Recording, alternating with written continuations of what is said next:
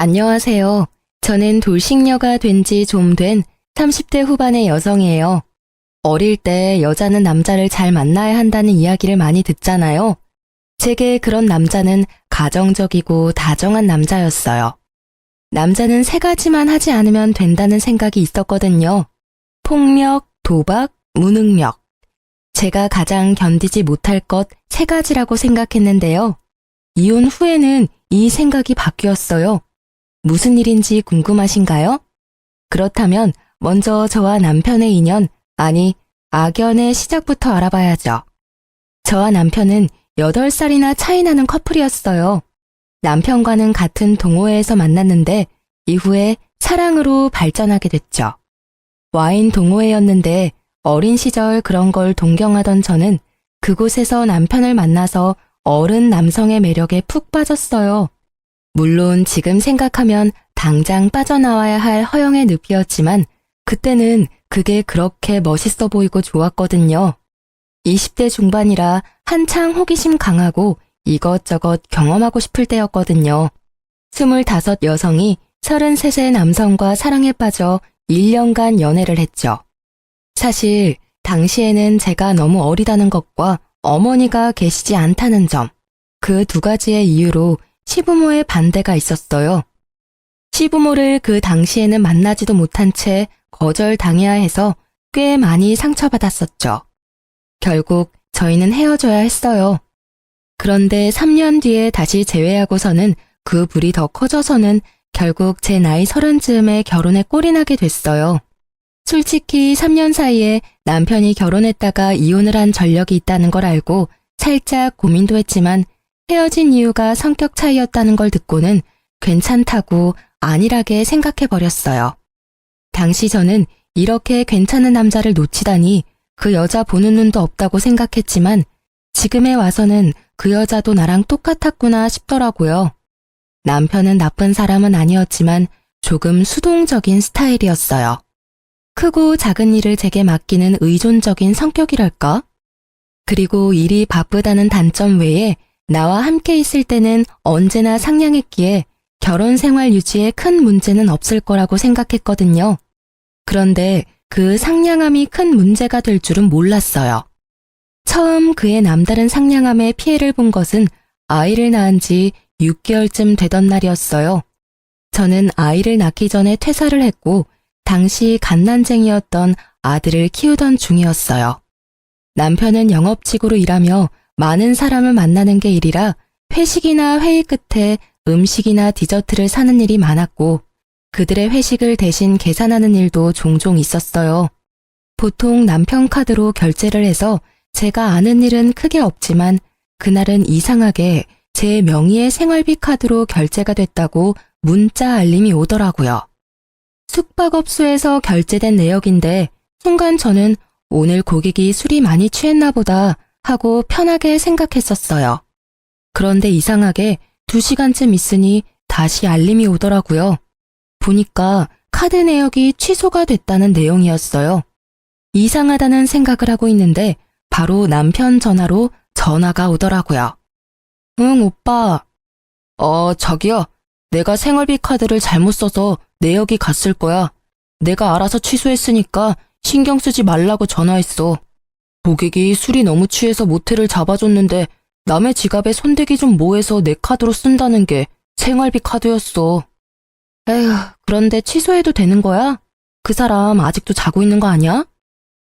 중간에 깨서 자기 카드로 결제하라며 카드를 들이밀길래 나도 내가 낸 카드값 환불했지.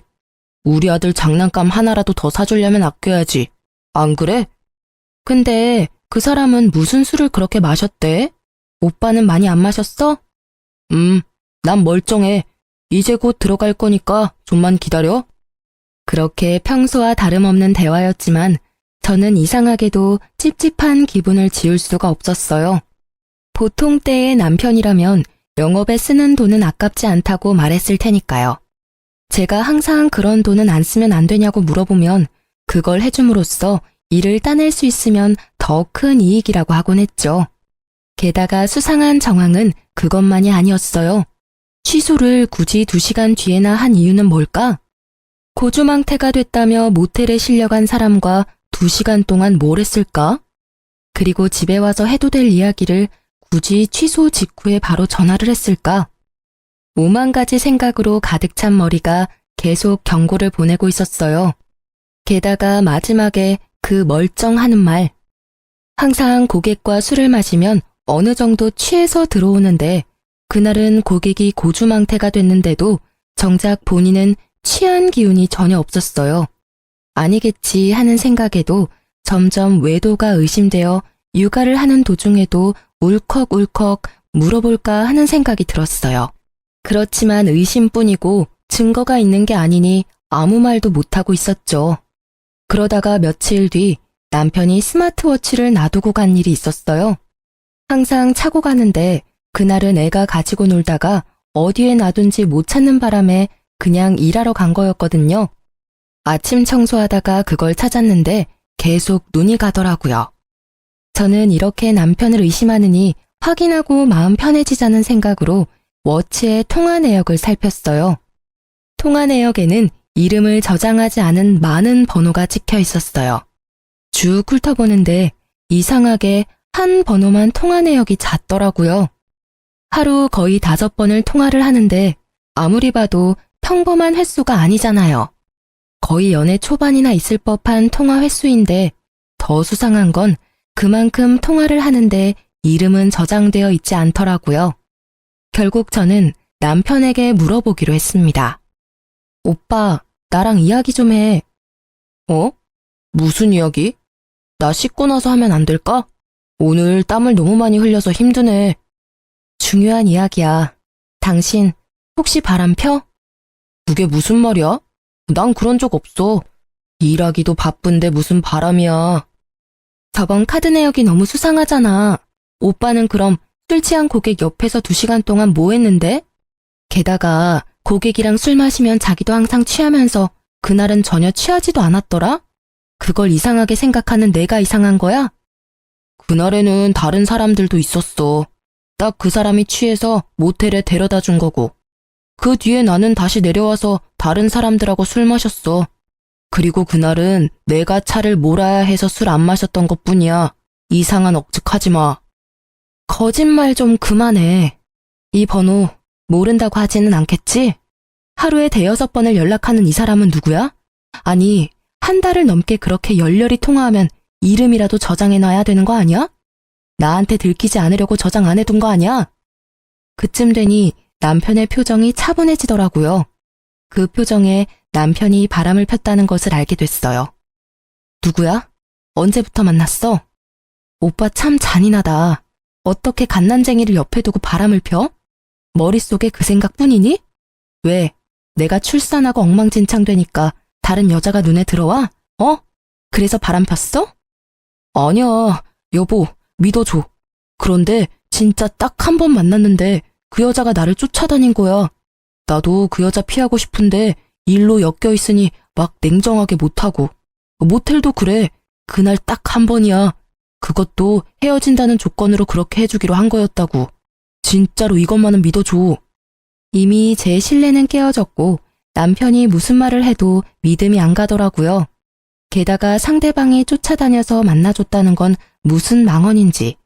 싫으면 다른 직원에게 그 여자 처분을 맡기면 될 것을 지도 싫지 않았으니까 연락하고 만났던 거 아니에요.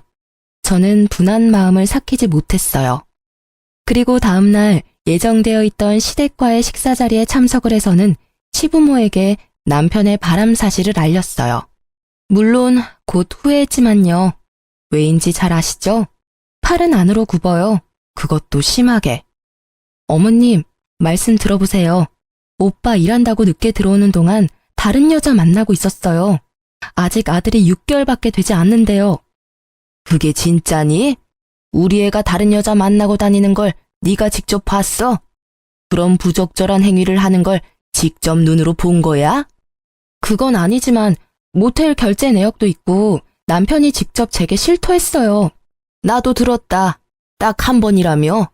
그것도 앞으로 그러지 않는다는 조건으로 한 번이라는데 넌 그것도 이해를 못 해주니? 지금 뭐가 문제야? 애가 네 옆으로 돌아왔으면 다 되는 일 아니니? 그럼 너는 얘가 바람펴서 이혼이라도 하겠다는 거니?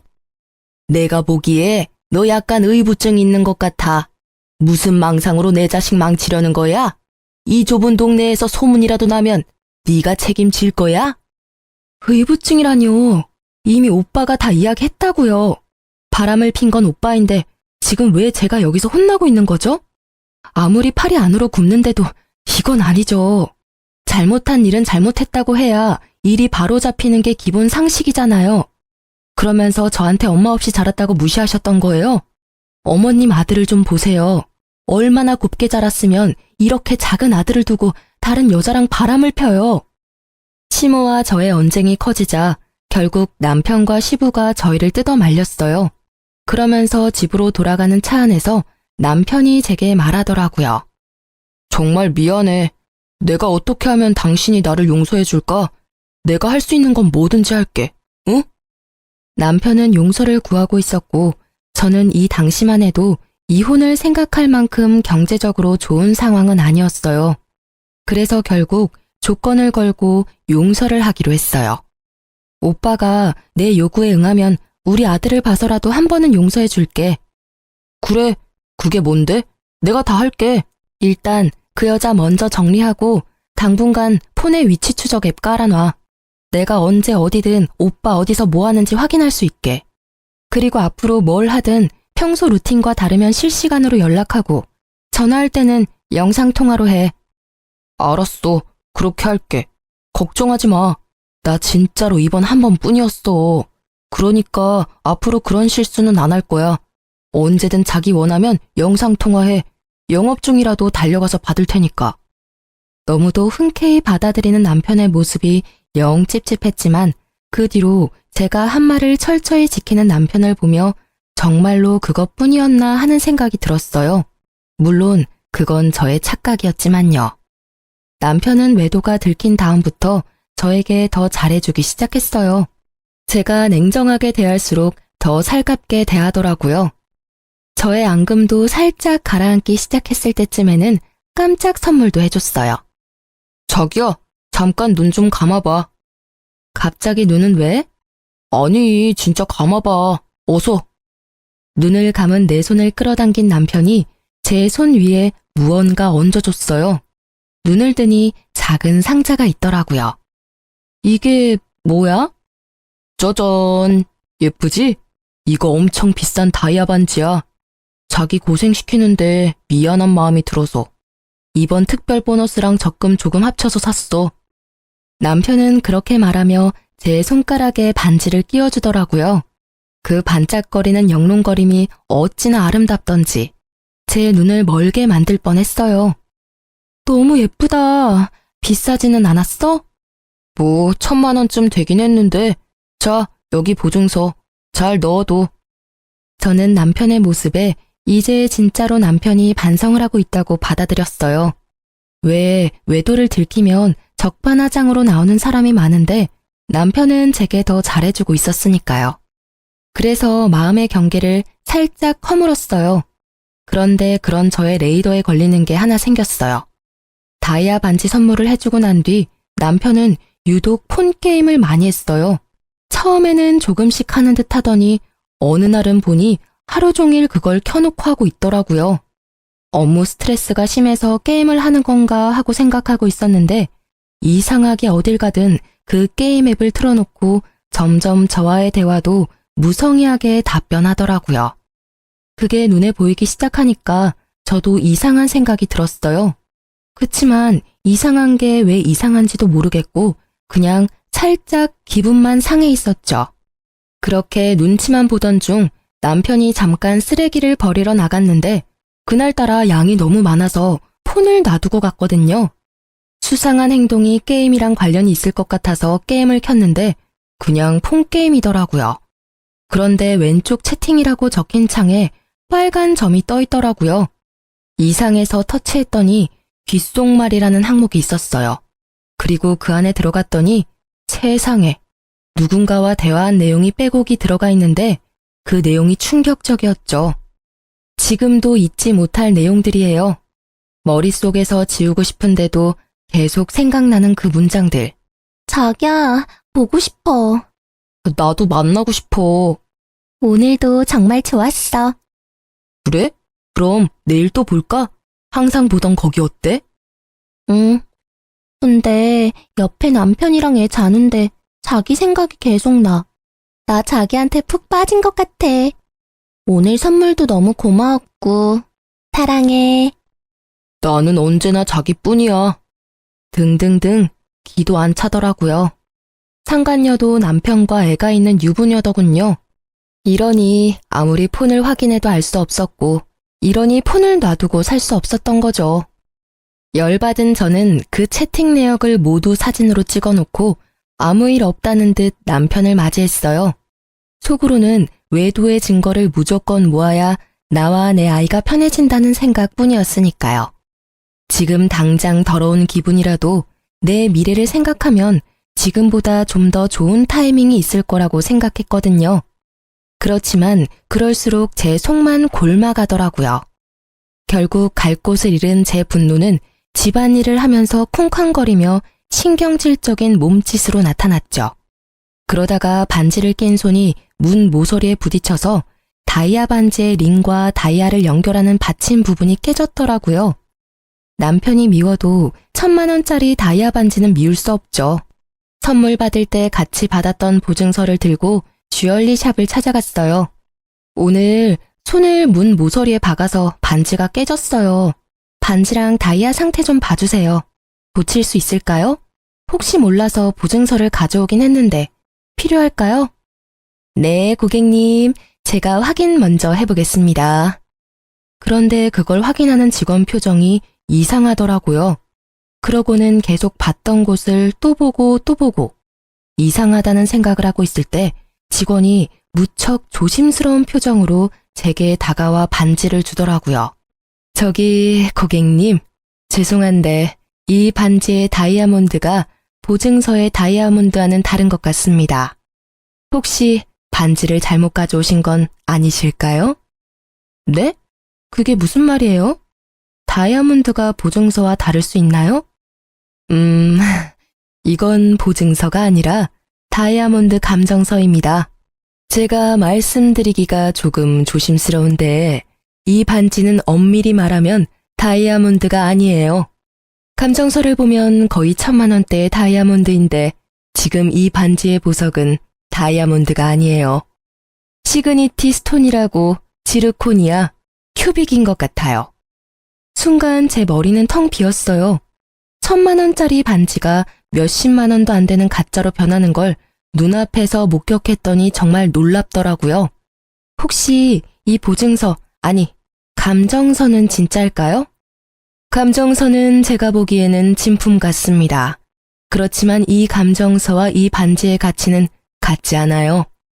감정서는 진짜고 반지는 가짜라는 직원의 말을 들으니 딱 견적이 나오더라고요.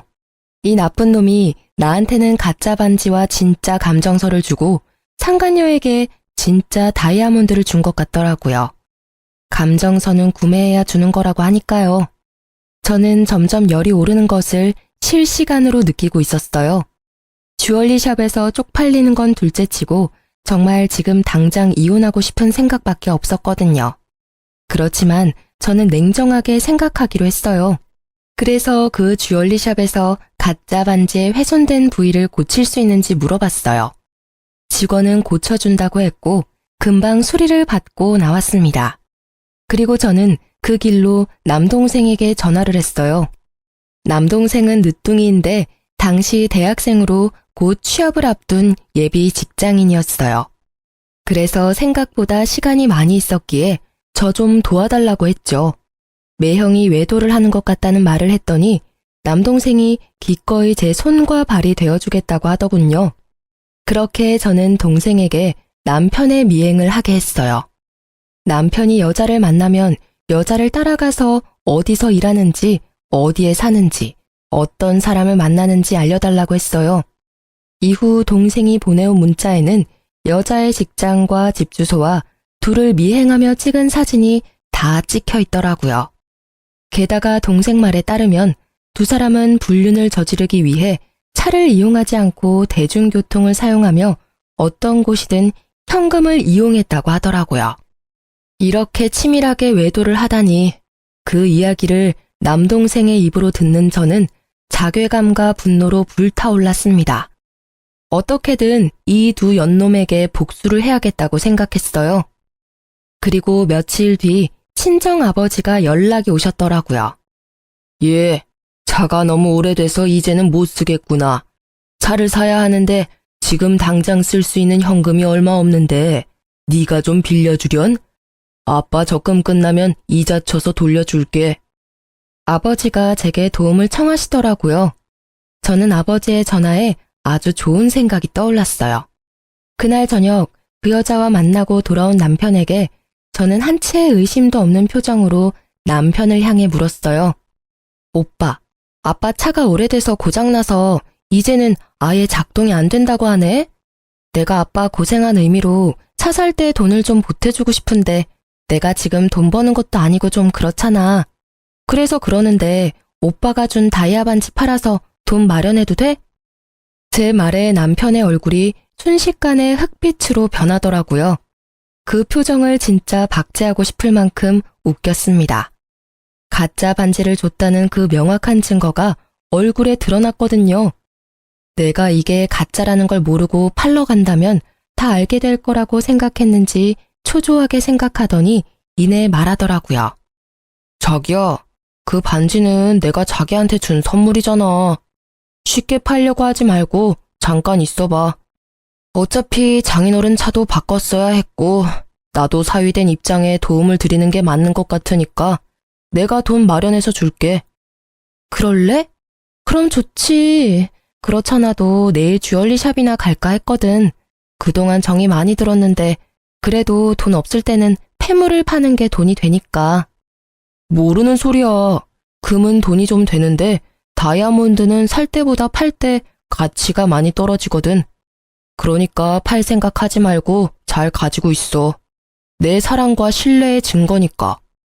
그렇게 말하는 그놈의 입을 확 꼬매고 싶을 만큼 충동적인 분노가 올라왔지만 꾹 참았어요. 이 가짜 반지로 1,000만 원을 벌었으니까요. 저는 남편에게 싱긋 웃어주고 그 다음날 남편이 보내온 1,000만 원을 아버지 통장으로 냉큼 보내버렸어요. 친정아버지는 큰 돈에 깜짝 놀랐고 저는 일단 쓸 만큼 쓰시고 나머지는 넣어두라고 했죠. 이왕이면 다 써도 된다고 했어요. 이 나쁜 놈은 나랑 결혼하고 장인어른한테 신경 쓴 적이 단 한 번도 없으니까요. 아버지에게 주는 위자료라고 생각하는 게 맞겠죠. 그리고 저는 이 가짜 반지의 마지막 사용처를 이미 결정해둔 상태였어요. 있지 오빠, 다음 주 토요일에 사촌 언니가 결혼한대. 내가 애 본다고 못 가겠다고 했는데 꼭 오라고 하더라고. 근데 지방이라서 1박으로 다녀와야 하는데 갔다 와도 될까? 오빠는 힘들 테니까 집에서 쉬고 나도 오랜만에 친정 식구들하고 여행 가는 기분으로 다녀오게. 애기랑 같이 가서 애기 자랑도 하고 이왕 간 김에 오빠가 준 다이아 반지도 자랑하고 오게. 물론 사촌 언니의 결혼은 거짓말이었어요. 그렇지만 남편은 보기 좋게 걸려들더라고요. 그래, 갔다 와. 당신도 바람 좀 쐬야지. 아들은 나랑 있으면 더 올 것 같고 아직은 엄마 품이 더 좋은 것 같으니까 같이 갔다 와. 대신 그 다음 날에는 내가 육아 전담할 테니까. 그럼 괜찮겠지? 그놈은 웃으며 제게 그렇게 말했습니다. 그 시커먼 속을 제가 모를 줄 알았나 봐요. 눈에 띄게 즐거워하는 눈빛을 보니 이번에도 제가 없는 틈에 상간녀와 만날 것 같더라고요. 그 모습을 보며 저는 속으로 비웃었지만 겉으로는 환하게 웃으며 말했어요. 응, 고마워. 사실 그날 오는 사촌 언니가 주얼리 디자인을 하는 언니거든. 그 언니한테 이렇게 예쁜 다이아 보기만 했지 선물 받은 적은 없지? 하고 자랑할 거야. 언니가 완전 부러워하겠지? 일부러 그렇게 말했어요. 이거 가짜라는 거 이제 곧 밝혀진다는 걸 알려줬죠. 남편의 얼굴이 다시 똥 마려운 개처럼 초조해 보이더라고요. 제 알 바 아니지만 이쯤 되면 이 똥 마려운 개가 뭔가 조치를 취하려고 할 거라 예상했어요. 자기야, 근데 가만히 생각해보니까 당신 몸도 아직 힘들고 이번 결혼식은 가지 않는 게 좋을 것 같아. 그냥 집에서 쉬지 않을래, 같이? 안 돼, 이번에는 꼭 가야 해. 그 언니는 나랑 자매처럼 컸어. 게다가 엄마랑도 오랜 시간을 같이 보내서 나한테는 각별한 사람이라고. 이번에는 무슨 일이 있어도 갈 거야. 강경한 제 태도에 남편은 알겠다고 말은 했지만 그날부터 생각이 많아진 것 같았어요. 그리고 이틀 뒤 갑자기 저한테 반지 링 부분에 흠집이 생겼다며 자기가 깨끗하게 수리해서 오겠다고 하며 가지고 가더라고요. 가져갔다는 건 다시 돌려준다는 이야기고 다시 돌려줄 때는 가짜가 아닌 진짜가 되어 있겠죠. 전문가가 보면 대번에 알아챌 테니까요. 제가 다이아를 감정받을까봐 상간녀에게 준 진품과 제 가짜 반지를 바꿔치기 하려는 것 같더라고요. 제가 생각한 그대로 행동하는 남편을 보며 저는 오매불망 기다렸어요. 진짜 다이아몬드 반지를 말이죠. 그리고 가짜가 아닌 진짜를 가져온 날. 저는 그날부터 손에서 빼놓지 않고 매일 끼고 있었어요. 그리고 사촌 언니의 가짜 결혼식 날이 가까워졌어요. 저는 남편을 시댁에 보내놓고 몰래 상간녀의 직장을 찾아갔어요. 그리고 점심 먹으러 나오는 상간녀에게 다가가 말을 걸었죠. 안녕하세요. 누구세요? 저 당신이 바람피는 남자 와이프예요. 잠시 카페에서 얘기 좀 하실래요? 직장 앞에서 시끄러워져도 좋다면 전 여기도 상관없어요.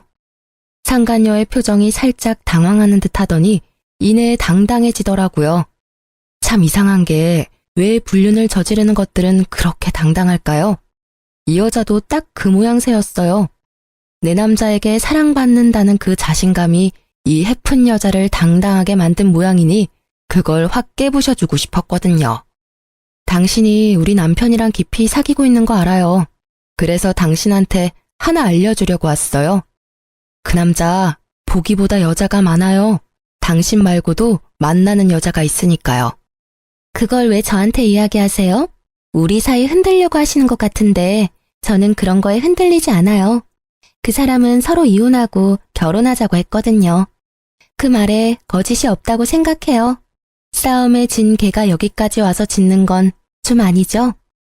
이 상간녀에게 거짓말을 하고 있는 내내 저는 상간녀의 비아냥거리는 말을 들으며 분노를 삭히고 있었어요. 그렇지만 그녀가 말하는 남편의 말이 진심이라고는 생각 안 했어요. 만약 남편이 저와 이혼하고 싶었으면 이렇게 저자세로 나오면서 가짜 반지로 환심까지 사려 하진 않았을 테니까요. 저는 최대한 여유로운 표정으로 웃어 보였어요. 한 방 먹여줄 시간이었거든요. 미안한데 그 남자가 당신을 사랑하고 있다고 생각한다면 그건 착각이라고 말해드리고 싶네요. 아시려나 모르겠네요. 그 남자요. 저랑 이혼할 생각이 없어요. 왜인지 알아요? 당신 그 손에 낀 반지 제 거랑 닮아 보이는데 그거 가짜거든요. 당신 존재가 그 정도뿐이라는 이야기죠. 제 말에 상간녀의 당당하던 얼굴이 놀라더라고요. 이거 진품이야. 같이 가서 확인도 했다고. 상간녀의 행동을 보니 남편놈이 상간녀에게 상황 설명하지 않고 몰래 반지를 바꿔온 것 같더라고요. 물론 그랬겠죠. 외도나 하는 남자가 잠깐 바꿔치기 하면 될 일을 하며 애인에게 미움 살 일을 하지는 않을 테니까요. 저는 그래서 더 좋았죠. 못 믿겠으면 주얼리샵 가서 감정 받아봐요. 진짜인지 가짜인지. 그래야 당신이 사랑하는 그 남자 진심이 뭔지 알게 되겠죠. 아시겠지만 진짜를 준 상대가 좀 더 소중한 법이에요. 그렇지 않아요? 가격 차이가 어마어마할 텐데. 제 말에 상간녀가 순식간에 눈치를 채더라고요. 진짜로 자기 반지가 가짜일 수도 있겠구나 하고요. 당연히 가짜죠. 남편이 진품이랑 바꿔왔으니. 뭐 그 사람이 저한테 비중을 더 뒀다 해도 어차피 저는 이혼할 거예요. 그리고 상간녀 소송도 같이 진행할 거고요. 무슨 이야기인지 아실 거라고 생각해요. 저는 보시다시피 당신 직장도 알고 심지어 집도 알아요. 제가 어떻게 할 것 같아요? 온 동네 소문 다 내줄까요? 그러기만 해봐. 나도 명예훼손으로 고소할 거예요. 아무리 내가 나쁜 짓을 했더라도 당신도 그러면 범법자야. 알아? 잘 알고 있어요. 그러니 제 걱정은 말고 고소하세요. 저는요, 명예훼손으로 고소당해봐야 별 타격 없어요. 벌금? 위자료로 물면 되겠죠. 그리고 소문나는 거? 지금 제가 피해자인 거 알고 그러시는 거예요? 저는 그런 거 신경 안 쓸 거니까 편하게 해요, 고소. 대신 당신은 남편, 친척, 친구, 동료들에게까지 다 소문나서 어디에서도 얼굴 못 들고 다니게 만들 거야. 제 말에 상간녀의 표정이 금세 일그러지더니 그 자리에서 고개를 숙이더라고요. 2번 다시 만나지 않을 테니까 남편과 아이에게만은 알리지 말아주세요. 열년하셨네. 이렇게 남편, 아이 지극히 생각하는 여자가 어떻게 남의 남자랑 바람을 필 생각을 했어? 그냥 계속 만나. 만나면서 내가 언제 너희 집 직장에 소문낼지 기대하고 있으라고. 저는 그렇게 말해주고 상간녀를 놔두고 나와버렸어요. 딱히 소문을 내고 싶은 마음은 없었어요. 제가 그 상간녀에게 주고 싶었던 건 언제 소문이 날지 모른다는 두려움, 바로 그거였거든요. 평생을 조마조마하게 눈치 보며 살라고요. 그리고 상간녀를 만나고 온 그날 남편 놈도 상간녀와 만나 이야기를 들었는지 초췌한 몰골로 집으로 들어오더군요. 들어오더니 깜짝 놀라더라고요. 그럴 수밖에요. 제가 세팅을 다 해놨거든요. 남편놈 불륜 자료와 시부모님까지. 왔어? 그 여자는 잘 만나고 왔나 봐? 얼굴 보니 다 들었나 보네. 너 꼭 그렇게까지 해야 했어? 그 여자 왜 찾아갔는데? 이런다고 뭐가 달라지는데? 제발 좀 그만해라. 조용하게 좋게 넘어가자고. 조용하게 넘어가다니 더 크게 벌려야지. 그래서 내가 준비 다 해놨어. 어머님, 아버님한테도 다 보여드렸어. 보셨죠? 남편의 애까지 있는 여자랑 바람나서 자기야 사랑해 하하호호 하며 즐겁게 지낸 거. 아무리 그래도 어린애를 두고 너무한 거 아닌가요? 바람 피면서 지 자식 얼굴은 무슨 낯짝으로 마주봤나 몰라요. 네가 뭔가 잘못한 거 아니니? 이 대화 내용이 우리 아들이 한 거라는 증거도 없잖니? 게다가 이제까지 잘해줬다면서. 그거면 됐지. 남편이 돌아올 때까지 기다렸으면 될 거 아냐? 아니 외박을 하기를 해. 그 여자랑 단둘이 여행을 가기를 해. 꼬박꼬박 집에 들어오고 애 잘 보고 집안일 잘해주는 남편한테 뭐가 모자라서 이렇게 들쑤시고 다녀? 어머니, 잘해주고 잘못을 저지르면 다 용서해야 하나요? 세상에 그런 게 어딨어요. 외박하고 단둘이 여행을 꼭 가야 외도인가요? 두 사람 대화 내역과 모텔 간 횟수를 보세요. 제가 꼭 이렇게 노골적으로 이야기를 해야겠어요? 아, 혹시 첫 번째 부인도 이렇게 이혼했나 보죠? 제 버릇 남 못 준다고 그때도 똑같이 그랬나 봐요. 그래, 그때는 내가 상간녀가 될 뻔했지. 어디서 아무것도 모르는 게 여기 와서 난리야? 너 그 당시에 유부남이랑 사귀었다고. 너도 그 상간녀랑 다른 게 뭐야? 어? 어디서 이게 잘난 척 어른들한테 따지고 들어? 시모의 폭탄 발언에 저도 순간 말문이 막혔어요. 분명히 제게 이혼했다고 이야기했었는데 그게 아니었더라고요. 이 나쁜 놈은 이혼 직전 별거 기간 중에 저를 만난 거였어요. 그 사실까지 알게 되니 더 이혼해야겠다는 생각이 들더라고요. 그때 분명 돌싱이라고 했어요. 이혼했다고 했으니까 만났지. 와이프 있었다는 걸 알았다면 절대 만나지 않았을 거라고요. 그때부터 나를 속였어. 나까지 망치려고. 나를 상간녀로 만들 뻔했다고. 야, 이 나쁜 놈아. 제가 받은 충격은 상상 이상이었어요. 나를 상간녀로 만들 뻔했던 남편놈의 대담한 행각에 그저 말문이 막힐 뿐이었어요. 그런 내게 아직 할 말이 남았는지 남편은 여전히 구구절절 내게 핑계 겸 탓을 하더라고요. 그래, 내가 총각 행세는 했지만 그때는 이혼 전 별거 중이었어. 그만큼 내가 너를 좋아했다고. 내가 바람은 피웠지만 언제나 너한테 돌아왔잖아. 이번에도 기다려줬으면 네 옆으로 돌아왔을 거라고. 그리고 내가 바람 핀 게 그렇게 충격적이야? 아니, 내가 바람을 안 피는 게 이상한 일 아니야? 네 그 모습을 보면 어떤 남자가 당신한테 매력을 느낄 수 있어. 내가 잘못하긴 했지만 당신도 너무 편하게 있었던 거 아니야? 좀 꾸미고 예쁘게 있을 수도 있잖아. 바람을 필 원인을 당신이 제공한 거나 다름없다고. 나를 좋아했다는 사람이 이런 짓을 해? 그래놓고 내가 원인을 제공을 했다고? 내가 잘못한 게 있다면 네 새끼 아들 낳아서 키우느라 꾸미지도 못하고 몸매 망가진 거 하나야. 내가 원해서 망가졌어? 그럼 나 혼자 원해서 애 낳았니? 어디서 그딴 식으로 말할 수가 있어? 지금 벌어진 일들 중에 어느 것 하나 내가 원인이 된 일은 없어. 전부 네 잘못이지. 의지박약에 여자라면 환장을 하는 나쁜 놈. 그래, 결혼하고 애 낳고도 예쁘게 차려입고 몸매 관리하는 여자가 그렇게 좋았어? 그럼 뭐해? 그 여자도 불륜이나 저지르는 상간녀인데. 물론 네가 원한 건 하나도 없겠지. 그렇지만 매일 그 얼굴 보고 살아야 하는 내 생각도 좀 해줘야지. 게다가 내가 이만큼 숙여줬으면 너도 좀 양보해줘야 하는 거 아니야? 뭘 모르고 있나 본데 어찌됐건 나는 피해자고 그쪽은 가해자야. 유책 배우자. 그 말 뜻이 뭔지는 알지? 바람은 빼박이라고. 자, 결정해. 합의 이혼할 건지 소송으로 갈 건지. 합의하면 5천만 원에 반지, 아기 친권, 양육권 내가 가져갈 거야. 근데 소송으로 간다고 하면 나는 절대 이길 자신 있어. 그리고 이야기하는데 그 여자한테 상간녀 소송도 할 거야. 네가 뭔데 다 가져가. 소송해. 난 한 푼도 못 줘. 분명히 이야기했다. 이 이혼에는 네가 더 큰 잘못이 있어. 혼인 생활을 유지하지 못할 결정적인 사유. 나는 바람은 피웠어도 너랑 집에 최선을 다했다고. 남편 놈의 논리는 하나부터 열까지 기발한 것뿐이었어요. 어떤 환경에서 자라면 저런 논리적인 또라이가 될 수 있는 걸까요? 저는 코웃음을 치며 남편의 말에 맞받아치려 입을 열었어요. 그런데 그때 시부가 먼저 호통을 버럭 치시더라고요. 둘 다 그만해라. 내가 너한테 그 돈 줄 테니까 둘이서 그만 싸우고 깔끔하게 헤어져. 여기저기 남들 입방아에 오르내리면 그것만큼 보기 흉한 것도 없어. 아버지, 제가 불쌍하지도 않으세요? 돈도 위자료로 다 뜯기고 애도 뺏기게 생겼다고요. 왜 제가 다 잃어야 하는데요? 불쌍하기는. 좋아서 바람 펴놓고 이제 와서 피해자인 척이야? 왜?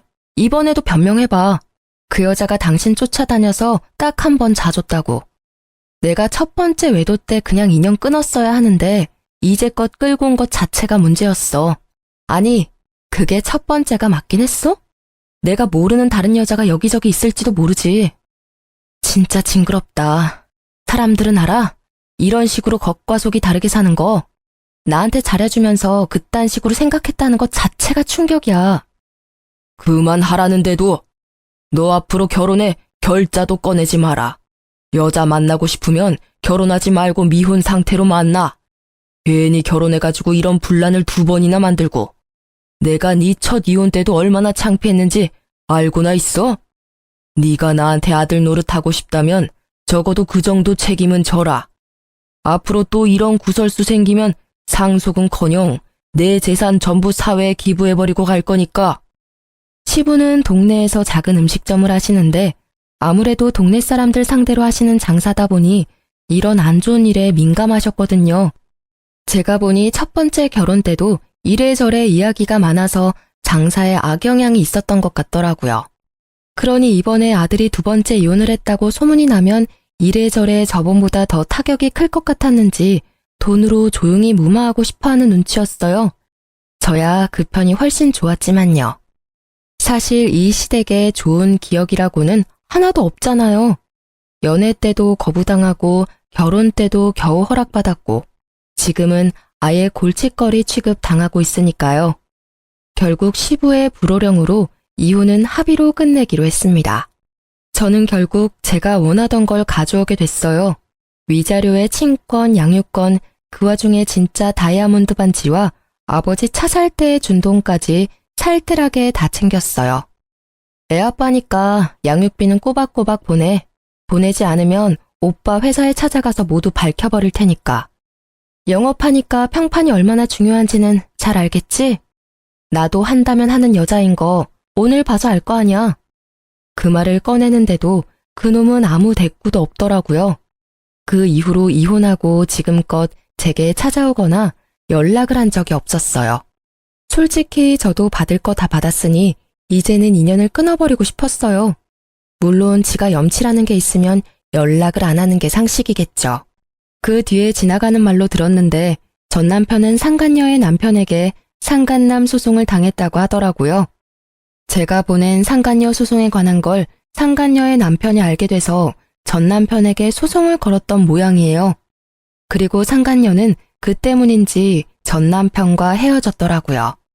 아무래도 가짜 다이아 반지와 제가 퍼뜨리겠다고 한 소문이 상간녀의 정신을 번쩍 들게 만든 듯 했어요. 전 남편은 저와 헤어지고 그 상간녀와 새살림을 차릴 생각이었던 것 같은데 결국 계획은 모두 무산됐다고 하고요. 소문으로는 그 상간녀에게 버려졌다고 하더라고요. 얼마나 고소한 소식이었는지 몰라요. 들으면서도 엄청 비웃어줬어요. 고작 이 정도에 깨질 사이면서 모든 걸 걸고 불륜을 저지르다니.